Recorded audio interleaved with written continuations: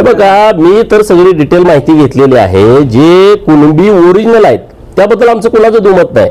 म्हणजे खाडाखोड करून मागं कुणबीला पुढं कुणबीला, मराठा तर उल्लेख आहेच जन्माच्या दाखल्यावरती, शाळेच्या दाखल्यावरती, परंतु मागं कु लिहायचं, पुढं कु लिहायचं, मागं कुणबी लिहायचं, पुढं कुणबी लिहायचं किंवा ओव्हर रायटिंग करायचं, अशा पद्धतीची जी बोगस सर्टिफिकेट काढलेले आहेत त्याच्यावरती आमचा आक्षेप आहे. आणि हे जे सर्टिफिकेट दिले त्या अधिकाऱ्यांना बडतर्फ केलं पाहिजे, त्या अधिकाऱ्यांच्यावरती कारवाई केली पाहिजे.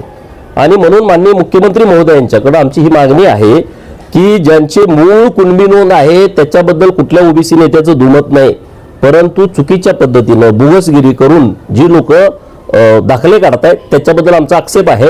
आणि सरकारनं पण ओबीसी ज्या मंत्र्यांची समिती गठीत झालेली आहे, मला वाटतं मागं बैठकीमध्ये त्यांनी निर्देश दिलेले आहेत की असे जे चुकीच्या पद्धतीनं मागे पुढे लिहून किंवा ओव्हर रायटिंग करून जे दाखले काढलेले आहेत किंवा ज्याला जात पडताळणीनं प्रमाणपत्र दिलंय त्यांच्यावरती कारवाई करण्याचे आदेश मंत्री महोदय समितीने दिलेले आहेत.